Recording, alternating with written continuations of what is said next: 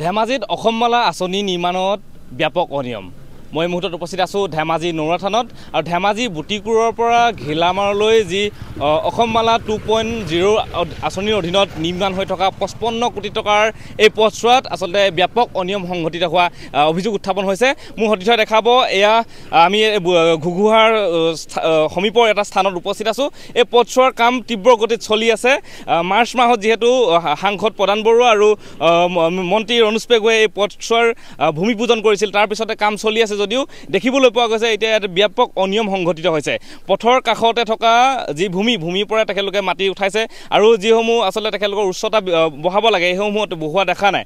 আৰু স্থানীয় ৰাইজসকলে বাৰে বাৰে আচলতে বিভাগীয় কৰ্তৃপক্ষক অভিযোগ দিও এতিয়ালৈকে কোনো ধৰণৰ সুফল পাবলৈ সক্ষম হোৱা নাই। মোৰ সতীৰ্থ দেখাব যিহেতু তেখেতলোকে পথৰ কাষৰ পৰাই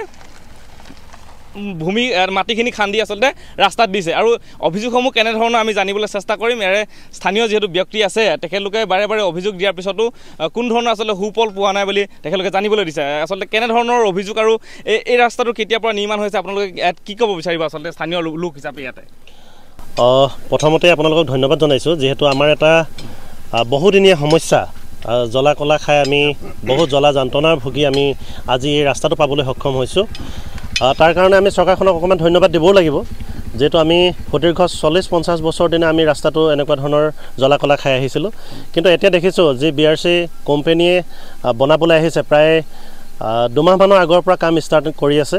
কিন্তু আমি কোম্পানীৰ যিবোৰ মানুহ আছে বিভাগীয় মানুহবিলাকৰ লগত সোধা পোছা কৰি আমি গম পাইছোঁ, আমি যিহেতু সচেতন যুৱক হিচাপে গাঁওবাসী হিচাপে আমি তেখেতসকলৰ পৰা আমি ইয়াৰ প্ৰাক্কলনটো বিচাৰিছিলোঁ, কিন্তু তেখেতসকলে দিবলৈ অনিচ্ছুক, দিব পৰা নাই, আমি আমাৰ হাতলৈ অহা নাই, এনেকৈ ধৰণে কৈ আমাক কথাবোৰ তল পেলাই থাকে।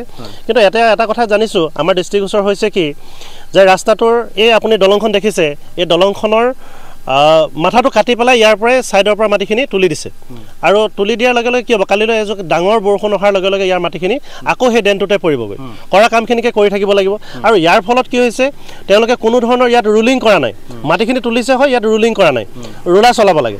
আৰু তাৰ লগে লগে 2 নম্বৰ কথাটো কি হৈছে যে মোৰ ঘৰৰ পদূলি মুখেদি যিটো ৰাস্তা গৈছে, মানে যিডোখৰ গৈছে তাতে কি কৈছে খুব 6 ইঞ্চি নহয় তেনেকুৱা ধৰণে JCB এখনে খান্দিছে। খন্দাৰ পাছত কোনো ধৰণৰ মাটিত কোনো ধৰণৰ ৰুলাৰ চলোৱা নাই, সৰু ৰুলাৰ নাই বুলি তেখেতসকলে আমাৰ পৰা হাত সাৰিব বিচাৰিছে, দায় সাৰিব বিচাৰিছে কথাবোৰ।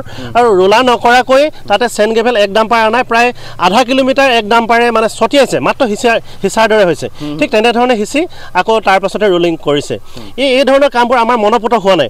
আৰু মনপুত নোহোৱা দেখি মই আমাৰ বিভাগীয় ইঞ্জিনিয়াৰ মহোদয়লৈ ফোন কৰিছিলোঁ PW ডিপাৰ্টমেণ্টৰ। তেখেতে আমাক কিছু আশ্বাস দিছিলে যদিও কিন্তু কামবোৰ একেই চলি আছে। বৰ্তমান সময়ত কালি যিসমূহ আকৌ ইয়াতে সংগঠিত হৈছে যে দলঙৰ মাথাটো খান্দি পেলাই বহল কৰা ৰাস্তাৰ যি পৰিকল্পনা কৰিছে, এইটো শুনিবলৈ পাইছোঁ কামটো বন্ধ কৰিবলৈ দিছে। এইটো খুব গৰিহণা দিছোঁ আমি সচেতন ৰাইজ হিচাপে, আমাৰ গাঁওবাসী ৰাইজে পূৰা আমি গৰিহণা দিছোঁ। ইয়াক যদি বন্ধ নকৰে আমি কিন্তু কাম বন্ধ কৰিবলৈ ৰাইজে আমি প্ৰস্তুত থাকিম। আৰু লগতে যিসমূহ কাম প্ৰায় 80% কাম সমাধান কৰিলে, বুটিকুৰৰ পৰা প্ৰায় খলিহামাৰীলৈকে কামখিনি মানে একে ধৰণে কাম কৰি আছে, উচ্চতা একো বৃদ্ধি কৰা নাই।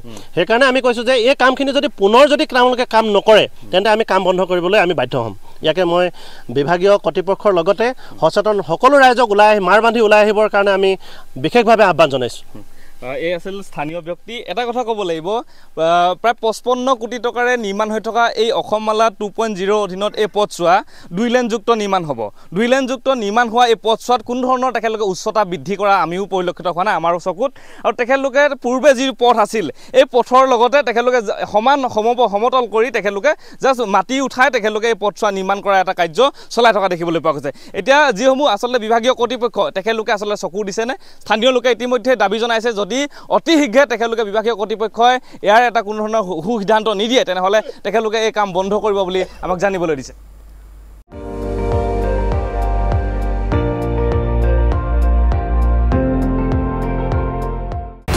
আপুনি চাই আছে ND24, সৰ্বশ্ৰেষ্ঠ নহয় সৰ্বোত্তমৰ দৌৰ।